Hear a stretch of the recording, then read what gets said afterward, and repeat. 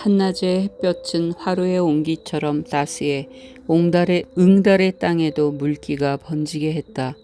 그리고 도랑에서 아기의 옹알거림처럼 물소리가 돌돌거리기 시작했다. 아침 저녁으로 대나무 잎들이 쓸리는 소리도 스산하게 서걱거리는 것이 아니라 보드랍게 사운거렸고, 햇살이 퍼져오면 참새떼들의 활기찬 짹짹거림은 소나기 쏟아지듯 대숲을 온통 흔들어댔다. 가는 겨울이고 오는 봄이었다. 봄꽃 중에서 제일 먼저 봄맞이를 하는 진달래의 가느다란 가지끝마다 꽃망울들이 부풀어 오르고 있을 즈음이었다. 죽사면 동네마다 지주 총대들이 모습을 드러냈다. 그들은 농사철을 맞이한 농부들보다 더 바쁘게 돌아갔다. 그들은 집집마다 돌아다니면서 종이 한 장씩을 나누어 주느라고 분주했다. 요것이 멋이다요?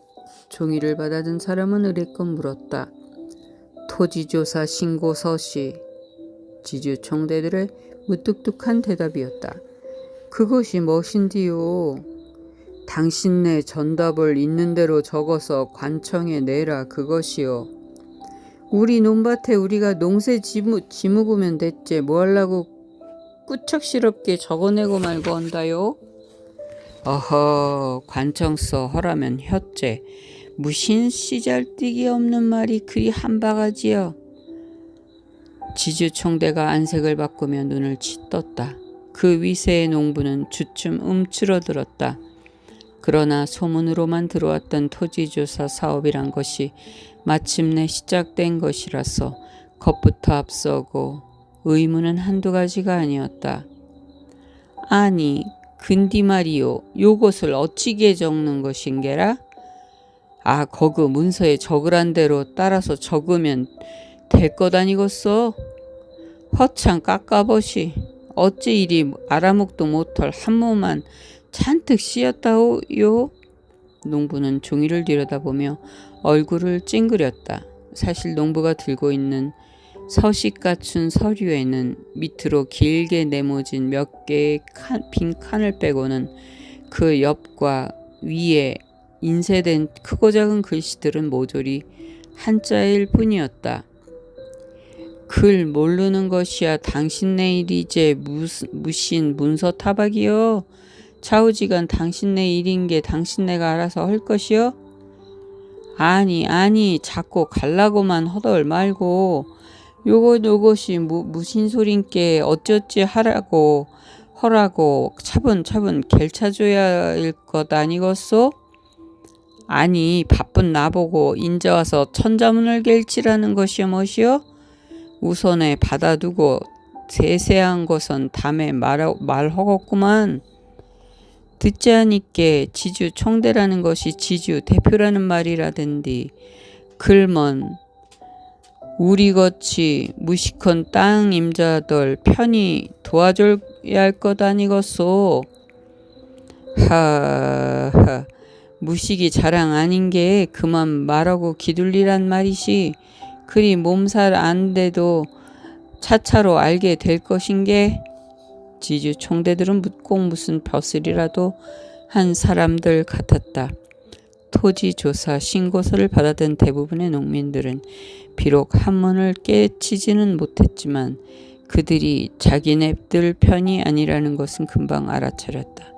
지주 총대로 나선 사람들은 하나도 빼놓지 않고 평소부터 자기네들을 업신여기는 부자 양반들이나 양반도 아니면서 언제나 양반 흉내를 내며 눈꼴시게 구는 옛날 서리 출신들이었던 것이다.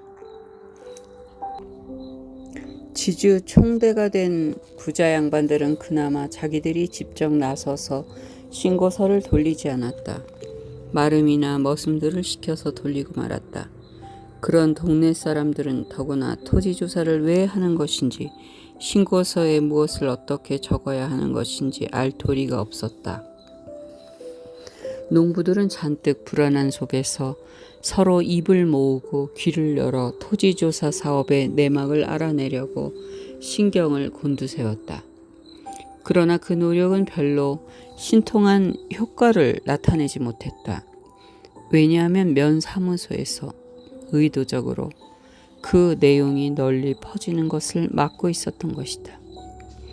토지조사 사업은 크게 4가지 목적을 가지고 수행되고 있었다. 첫째, 조선의 전 국토를 대상으로 총독부 소유의 땅을 최대한 확보하자는 것이었다. 둘째, 모든 종류의 토지 소유자들을 명백히 하여 세금을 철저하게 징수하자는 것이었다. 셋째, 조선 땅 전체를 샅샅이 측량하여 정치, 경제, 군사적으로 완전히 장악하자는 것이었다. 넷째, 양반계층의 재산을 보호해 줌으로써 식민성 지주로 예속시키는 동시에 친일 세력을 대량으로 생산해 내자는 것이었다. 그리고 첫 번째 목적을 효과적으로 달성시키기 위해서 2가지 시행 조건이 첨부되어 있었다. 첫째, 모든 신고서는 해당 지주 총대가 수거하여 확인한 다음 일일이 서명 날인하여 조사국에 제출하도록 되어 있었다. 그 확인 과정에서 신고서에 기록된 땅의 소유권이 의심스럽거나 허위이거나 타인과 중복되었거나 하는 경우에 지주 총대는 서명 날인을 하지 않도록 규정했다. 신고서에 서명 날인이 안 된 땅은 무조건 국유가 되는 것이었다. 둘째, 기한 내에 신고서가 제출되지 않은 땅에 대해서도 이유 여하를 불문하고 국유로 편입시키도록 되어 있었다. 그러한 이유 때문에 거의 모든 면사무소에서는 토지조사 사업의 구체적 내용이 알려지는 것을 의도적으로 막았고 지주 총대들도 자기들 재산 보호나 이권 확보에만 급급해 그저 시키는 대로 할 뿐이었다. 그것뿐이 아니었다. 어떤 면사무소에서는 마감 기일을 촉박하게 정해 신고서를 재배부하기도 했다. 백종두가 바로 그런 작전을 구사하는 본보기였다. 토지조사 신고서는 논밭이든 임야든 대지든 잡종지든 분묘지든 무슨 땅이든 땅을 가진 사람들에게는 빠짐없이 배부되었다. 그건 그동안의 준비가 얼마나 치밀하고 철저했는지를 입증하는 것이기도 했다. 사람들은 밤마다 동네 사랑방으로 모여들었다. 사랑방마다 겨울보다 더 발 디딜 틈이 없게 되었다. 나가 오늘 김제 나갔다가 들은 이야기인디 말이시. 요분 조사란 것이 우리들 땅 뺏자고 하는 것이 틀림없더란게. 그려? 무슨 이야기인디? 앞뒤가 맞게 차근차근 희보소. 아니요. 어떻게 땅을 뺏으려고 하는지부터 말해보소. 어허, 저 사람 입이 둘이 아닌 게 한 사람 썩 묻도록 허세? 나가 양반 둘이서 하는 이 얘기를 살짝 기동량 켰는디 말이시. 무식한 것들이 신고서를 잘못 써내면 땅을 다 뺏기로 돼야 있다고 하더란 말이요. 글먼 외놈들은 허방 파놓고 기들린다 그것이요? 아닌디. 그것은 자네가 잘못 들은 상 싶은디. 나가 오늘 우리 처남이 와서 들은 소린디 말이요. 그 지주 총대인가 머시긴가가 도장을 안 눌러주는 신고서 땅만 나라 것으로 넘어간다던디? 아니 그것은 또 무슨 소리요? 지주 총대가 신고서에 도장을 찍기로 돼야 있는가? 그렇다고 허대. 허먼 어떤 신고서에는 도장을 누르고 어떤 신고서에는 도장을 안 누르는지 세세하니 말해보소. 그것이야 잘 모르겠구마. 어허, 사람이 어찌 똑똑한 기신만도 못하고 근가? 나가 안 물어본 것이 아니고 우리 처남도 거긋거정은 모르는디 어쩌. 가만히 있어 보더라고. 이 말이 참말이람사 지주 총대가 상가만이라고? 어허, 사람이 어찌 그리 눈치 코치가 없어. 시상이 달라졌은께 상감이 아니고 총독부시. 총독부 상감이고 총독부고 다 소양없는 소리고, 내일부터 당장 그 말이 참말인지 어쩐지 알아봐야 되겠구만. 지주 총대라는 것들을 공연시 내세운 것이 아닐 것인게 말이요. 그려 지주 총대라는 물건들이 우리 편이 아닌 것이야 첫세부게 알았은게. 근데 지주 총대가 신고서를 대신 써준단 말은 무슨 소리까? 안직 써받은 사람이 없은게 더 두고 보면 알겠지? 아니요, 그놈들을 어찌 믿어. 그놈들이 역부로 틀리게 저거 땅을 뺏기게 만들는지도 모르는디. 말은 전해지고 소문은 퍼지게 마련이었다. 농부들은 그런 식으로 토지조사 사업의 내막을 하나씩 알아내 가고 있었다. 그건 사랑방에서 생기는 지혜였다.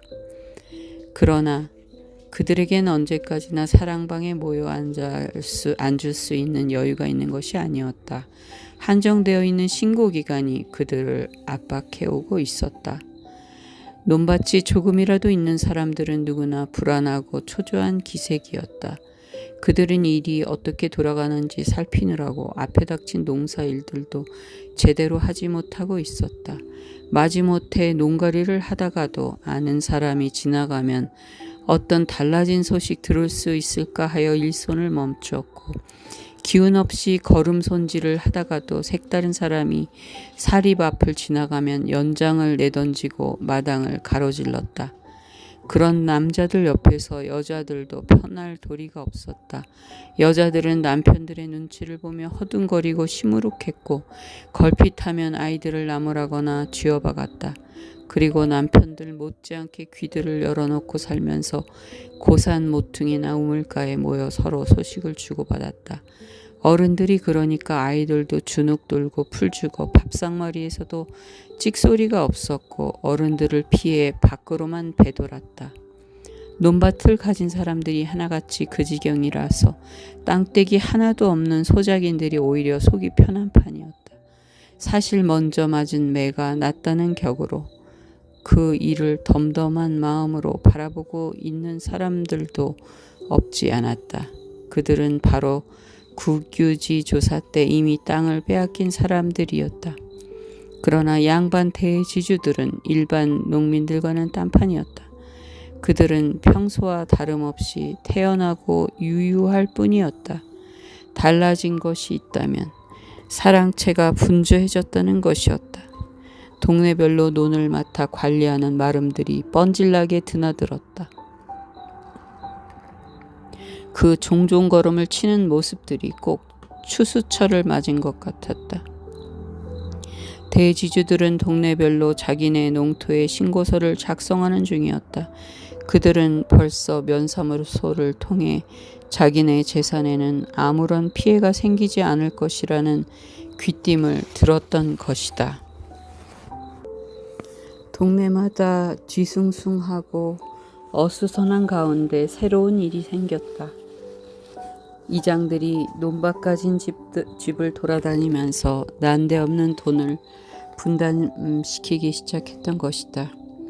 요것이 세금도 아니고 무슨 뜬금없는 돈을 내라고 그런다요.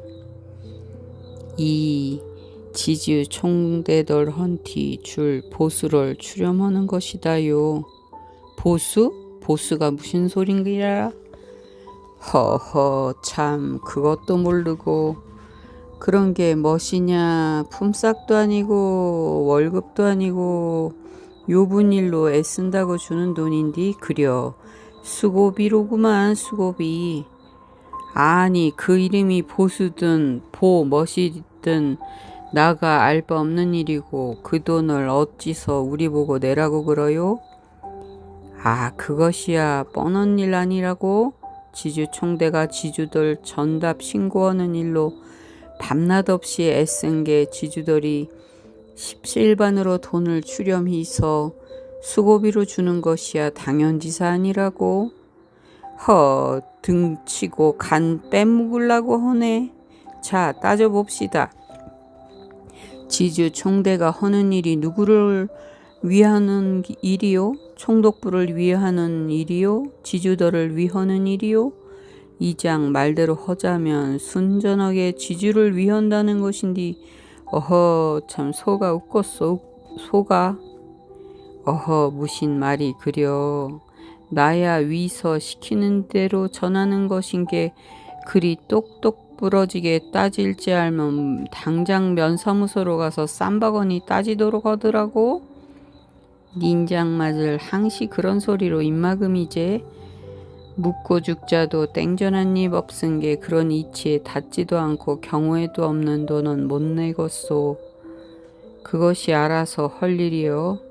끌려가서 볼기짝이 터지든지 붕알이 깨지든지 그것이야 나가 당할 일 아닌 게로. 어느 집에서고 이런 말썽이 일어나지 않은 집이 없었다. 총독부의 내무부 장관은 각 도장관에게 보낸 통첩에서 지주 총대는 주로 지주의 편의를 위하여 선정된 것이므로 각 지주는 지주 총대에 대하여 상당한 보수를 급여해야 할 것은 당연하다고 못 받고 그 보수 금액을 책정했다. 지주 총대의 보수 금액은 1인 1일, 금 15전에서 30전의 범위 내에서 정하고 단 시가지 및 그 부근 기타 특정의 사정이 있는 곳은 1인 1일 금 40전 정도를 지급할 것이라고 명백하게 밝히고 있었다. 그 부당함을 따지려면 면사무소로 간 사람은